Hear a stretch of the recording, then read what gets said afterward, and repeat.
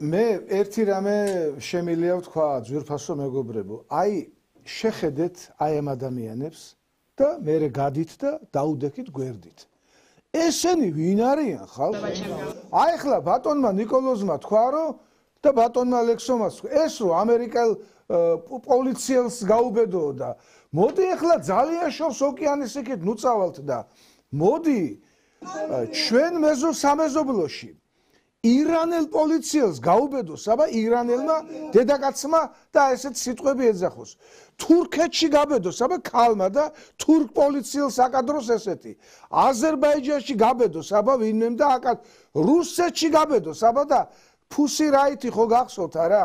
შევარდნენ ეს დედაკაცები იმაში რა ქვია, საკურთხეველში შევარდნენ, წაბილწეს მართლმადიდებლური ტაძარი დააპატიმრა ხელისუფლებამ და ატყდა დასავლეთში ერთი ამბავი ფუსი რაითის დამცველები გამოვიდნენ სუყელა.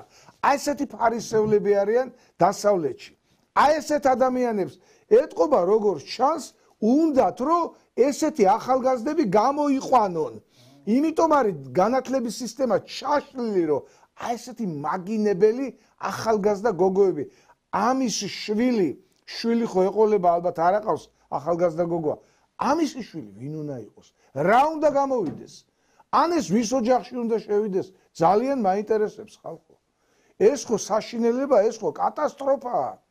და ამ ჟურნალისტებზე კიდე მინდა ვთქვა რა. თქვენ რო ამბობთ პოლიციელებს რო ეუბნებით რომ 500 თუ 700 ლარს იღებთ, თქვენ ვის ემსახურებით? ვის ტელევიზიაში ხართ? თქვენ კეზერაშვილის ტელევიზიას ემსახურებით, რომელმაც ჯარი გაძარცვა, არმია გაძარცვა, ბიზნესი გაძარცვა, კალოშებით მოვიდა იმაში, რა ქვია, პოლიტიკაში და მილიარდელი გახდა.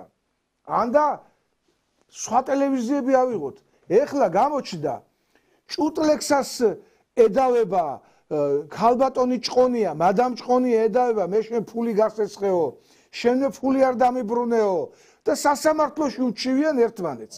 მე შენ ფული გასესხე, შენ ფული არ დამიბრუნე. ანდა ოქუაშვილი ავიღოთ.